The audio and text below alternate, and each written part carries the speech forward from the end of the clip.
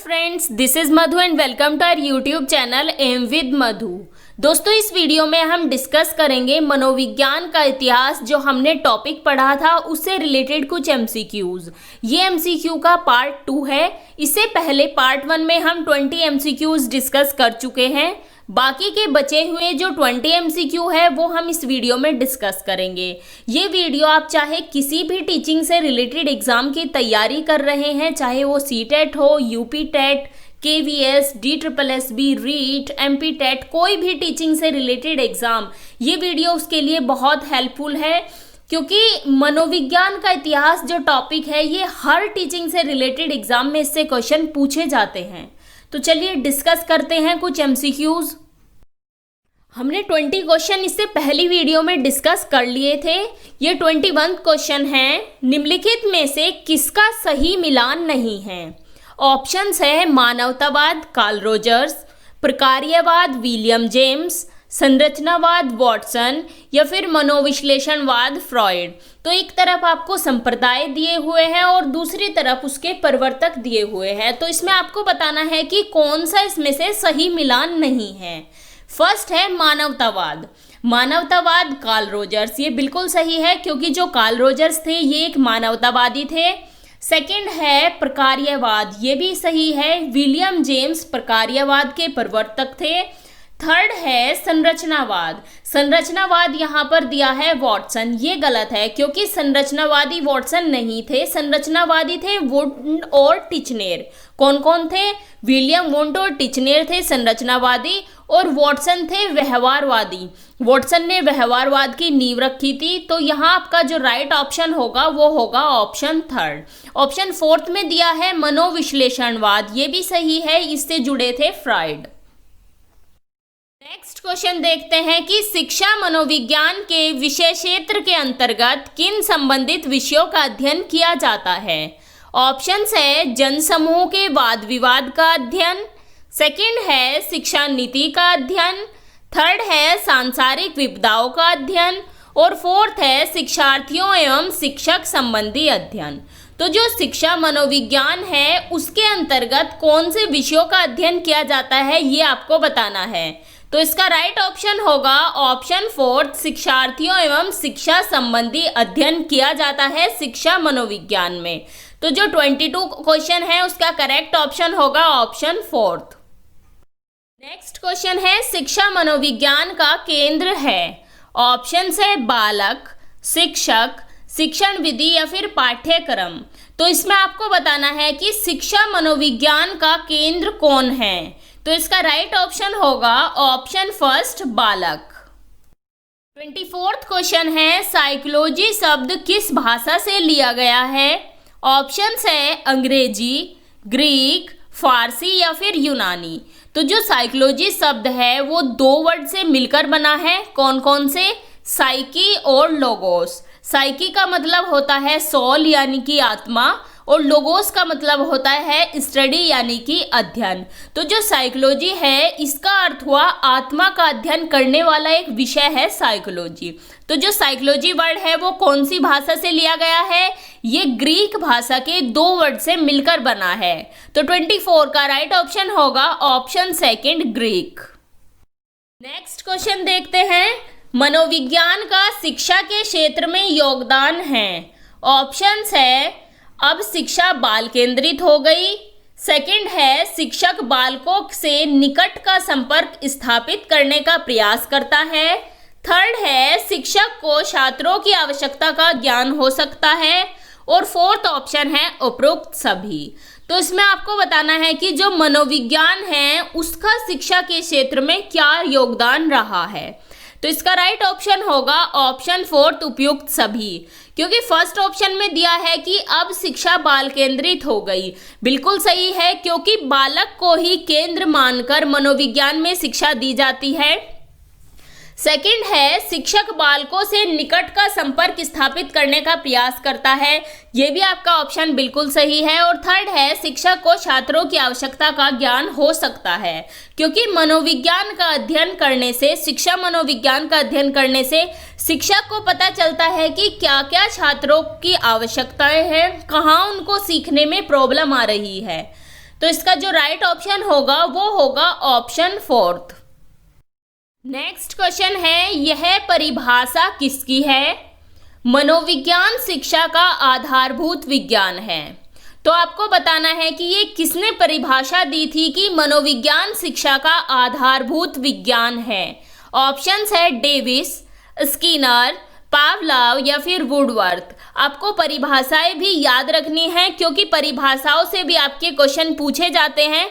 UP TET में तो हमेशा ही 2 या 3 क्वेश्चन जरूर आते हैं परिभाषाओं से, और अब तो सीटेट में भी परिभाषाओं से क्वेश्चन पूछे जाते हैं, तो परिभाषाएं भी आपको याद रखनी है। तो किसकी है ये परिभाषा कि मनोविज्ञान शिक्षा का आधारभूत विज्ञान है? ये परिभाषा दी थी स्किनर ने। तो 26 का राइट ऑप्शन होगा option second, Skinner. Next question है, शिक्षा मनोविज्ञान का अध्ययन शिक्षकों के लिए उपयोगी है क्योंकि? ऑप्शंस है, इसका प्रयोग वह दूसरों को प्रभावित करने के लिए करता है। सेकंड है, इससे वह परीक्षा उत्तीर्ण कर उपाधि प्राप्त कर सकता है। थर्ड है, इसकी सहायता से अपने शिक्षण को प्रभावी बना सकता है। और फोर्थ है, वह शिक्षक को आत्मसंतुष्टि प्रदान करता है। तो इसमें आपको बताना है कि जो शिक्षा मनोविज्ञान है उसके अध्ययन करने से शिक्षक को क्या लाभ होगा, शिक्षक के लिए क्यों उपयोगी है शिक्षा मनोविज्ञान का अध्ययन। तो इसका राइट ऑप्शन होगा ऑप्शन थर्ड, इसकी सहायता से शिक्षक अपने शिक्षण को प्रभावी बना सकते हैं। आपको जो आप ऑप्शंस पढ़ते हैं उसमें से आपको बेस्ट ऑप्शन सेलेक्ट करना होता है। बाकी के आप 3 ऑप्शन पढ़ के देखिए। फर्स्ट है कि इसका प्रयोग वह दूसरों को प्रभावित करने के लिए करता है। दूसरों को प्रभावित करके क्या करेगा? शिक्षक के लिए सबसे ज़्यादा महत्वपूर्ण है जो उसके पास ज्ञान है वो कैसे प्रेजेंट करता है उस ज्ञान को बच्चों के सामने। तो सबसे ज़्यादा ज़रूरी है शिक्षा मनोविज्ञान शिक्षकों के लिए क्यों उपयोगी है? क्योंकि इसकी सहायता से वह शिक्षण को प्रभावी बना सकता है। नेक्स्ट क्वेश्चन देखते हैं, निम्न में से किसने भारत में प्रथम मनोविज्ञान प्रयोगशाला की स्थापना की थी? ऑप्शंस है A.N. सेन गुप्ता, सेकंड है C.S. बोस, थर्ड है A.N. चटर्जी और फोर्थ है B.N. बनर्जी। तो सबसे पहले भारत में प्रथम मनोविज्ञान प्रयोगशाला की स्थापना किसने की थी? ये की थी A.N. सेन गुप्ता ने। नेक्स्ट क्वेश्चन है, गेस्टाल्ट ने निम्न में से किस क्षेत्र में काम किया? ऑप्शंस है सीखना, स्मृति, प्रत्यक्षीकरण या फिर व्यक्तित्व विकास। तो जो गेस्टाल्टवादी थे, कौन कौन थे गेस्टाल्टवादी? कोहलर, कॉफका, वृद्धिमर, ये थे गेस्टाल्टवादी। और इन्होंने किस क्षेत्र में काम किया ये आपको बताना है। तो इसका राइट ऑप्शन होगा ऑप्शन थर्ड, यानी कि प्रत्यक्षीकरण। इसे हम इंग्लिश में बोलते हैं परसेप्शन। तो गेस्टाल्टवादियों ने काम किया था प्रत्यक्षीकरण पर। क्वेश्चन है, मनोविज्ञान में किस विचार को द्वितीय बल के नाम से जाना जाता है? ऑप्शंस है मनोविश्लेषण, सेकंड है संज्ञानात्मकता, थर्ड है कार्यवादी और फोर्थ है मानवपरकता। तो द्वितीय बल यानी कि सेकंड वेव या फिर सेकंड फोर्स ऑफ साइकोलॉजी को किस नाम से जाना जाता है ये आपको बताना है। इसका राइट ऑप्शन होगा ऑप्शन फर्स्ट, मनोविश्लेषण। जो मनोविश्लेषण है उसे जाना जाता है द्वितीय बल के नाम से। अगला क्वेश्चन देखते हैं, व्यवहारवाद को दूसरे किस नाम से भी जाना जाता है? ऑप्शंस है द्वितीय बल, तृतीय बल, पांचवा बल या फिर प्रथम बल। तो जो व्यवहारवाद है उसे किस नाम से जाना जाता है? उसे जाना जाता है प्रथम बल यानी कि फर्स्ट वेव या फिर फर्स्ट फोर्स ऑफ साइकोलॉजी के नाम से भी जाना जाता है व्यवहारवाद यानी कि बिहेवियरिज्म को। अभी हमने पढ़ा है द्वितीय बल के नाम से किसे जाना जाता है, वो जाना जाता है मनोविश्लेषणवाद को, और प्रथम बल के नाम से जाना जाता है व्यवहारवाद को। तो 31 का राइट ऑप्शन होगा ऑप्शन फोर्थ, प्रथम बल। नेक्स्ट क्वेश्चन है, मनोविज्ञान में तृतीय बल निम्नलिखित में से किसे कहा जाता है? ऑप्शंस है संज्ञानात्मकता, मानवतावाद, सामाजिक या फिर व्यवहारवाद। तो तृतीय बल के नाम से किसे जाना जाता है? ये जाना जाता है मानवतावाद को। अभी हमने पढ़ा है प्रथम बल के नाम से जाना जाता है व्यवहारवाद को। द्वितीय बल के नाम से जाना जाता है मनोविश्लेषणवाद को, और तृतीय बल के नाम से जाना जाता है मानवतावाद को। ये चीज़ भी आप याद रखेंगे, ये भी तीनों बहुत इंपॉर्टेंट है। तो 32 का राइट ऑप्शन होगा ऑप्शन सेकंड, मानवतावाद। 33 क्वेश्चन है, गेस्टाल्ट विचारधारा के प्रतिपादक कौन थे? ऑप्शंस है पावलोव, स्किनर, वृद्धिमर या फिर फ्रॉइड। तो जो गेस्टाल्ट विचारधारा थी उसके प्रतिपादक बताना है कौन थे। इसका राइट ऑप्शन होगा ऑप्शन थर्ड, वृद्धिमर। और कौन कौन थे गेस्टाल्टवादी? कॉफका थे, कोहलर थे और वृद्धिमर थे। गेस्टाल्ट विचारधारा के प्रतिपादक कौन थे? ये थे वृद्धिमर। नेक्स्ट क्वेश्चन है, शिक्षा मनोविज्ञान सहायक है? ऑप्शंस है स्वयं को समझने में, बालक को समझने में, शिक्षण विधियों के चयन में या फिर संपूर्ण शैक्षिक प्रक्रिया में। तो शिक्षा जो मनोविज्ञान है वो बताना है वो सहायक किस में है। इसका राइट ऑप्शन होगा ऑप्शन फोर्थ, संपूर्ण शैक्षिक प्रक्रिया में। चाहे वो बालक को समझना हो, चाहे वो शिक्षण विधि हो, संपूर्ण शैक्षिक प्रक्रिया में शिक्षा मनोविज्ञान सहायता करता है। अगला क्वेश्चन देखते हैं कि किस मनोवैज्ञानिक का कहना है कि सभी बालक जन्म के समय समान होते हैं? ऑप्शंस है crow and crow, Watson, McDougall या फिर पावलोव। तो कौन सा ऐसा मनोवैज्ञानिक है जो ये कहते थे कि सभी बालक जन्म के समय समान होते हैं? तो वो थे वॉटसन। वॉटसन ये कहते थे कि आप मुझे एक बालक दो और मैं उसे जो चाहूँ वो बना सकता हूँ। वॉटसन का मानना था कि जैसा आप बच्चे को एनवायरनमेंट दोगे, जैसा बच्चे को वातावरण दोगे, बच्चा वैसा ही बन जाएगा। वॉटसन कहते थे कि अगर मैं चाहूँ मैं किसी बच्चे को डॉक्टर बना सकता हूँ, इंजीनियर बना सकता हूँ और मैं उसे अपराधी भी बना सकता हूँ, चोर बना सकता हूँ। जैसा हम बच्चे को एनवायरनमेंट देंगे, जैसा बच्चे का माहौल होगा, जैसा वातावरण होगा, ऐसा ही बच्चा बन जाएगा।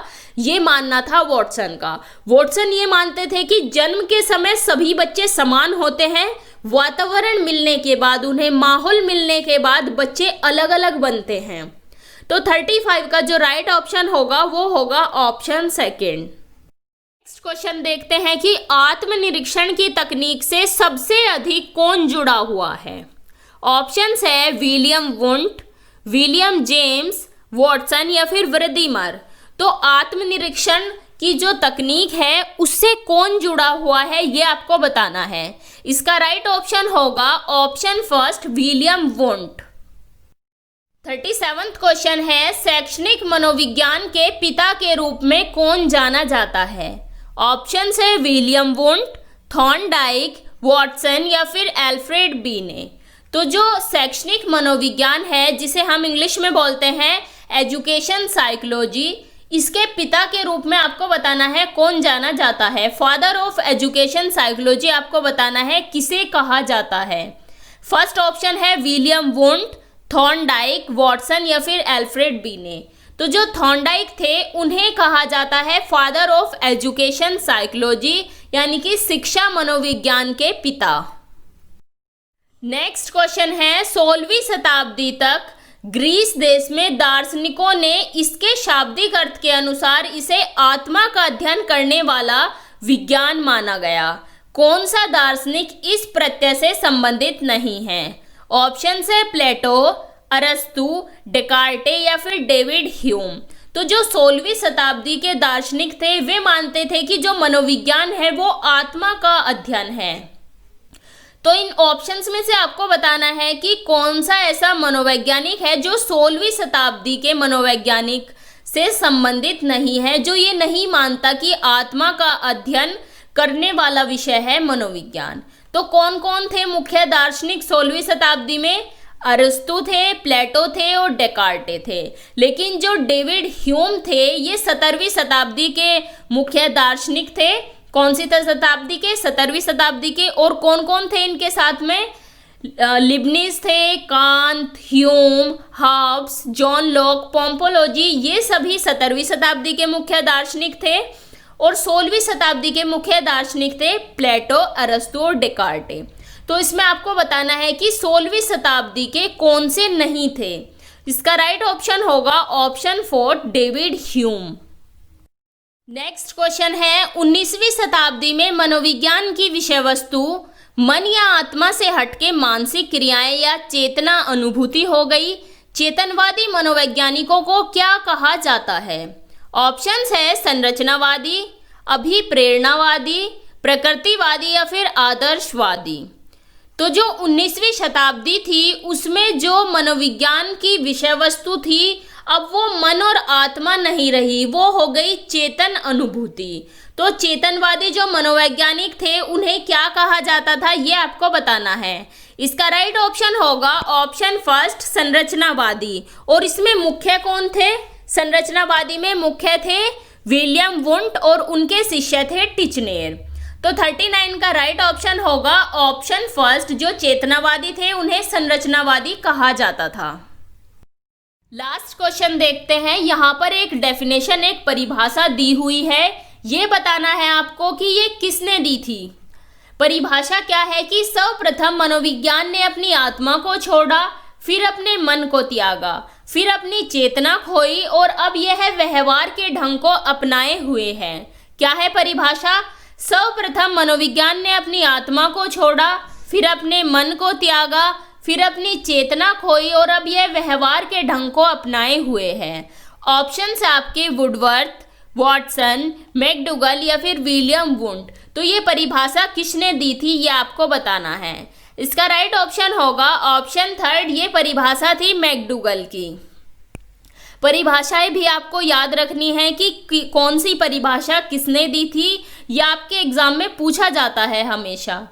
तो यहाँ आपके 40 क्वेश्चन कंप्लीट होते हैं। 20 हमने पहली वीडियो में किए थे जो इसका फर्स्ट पार्ट था, और अब इस सेकंड पार्ट में हमने 20 कंप्लीट कर लिए। आप हमें कमेंट करके ज़रूर बताइएगा कि वीडियो आपको कैसी लगी। तो चलिए मिलते हैं आपसे नेक्स्ट वीडियो में। Thanks for watching. अगर आपको वीडियो अच्छी लगी हो तो इसे लाइक करें, अपने व्हाट्सएप स्टडी ग्रुप में शेयर करें और चैनल को सब्सक्राइब करें, और साथ ही बेल आइकन को भी प्रेस कर दें जिससे आपको लेटेस्ट वीडियो के नोटिफिकेशंस मिलते रहें।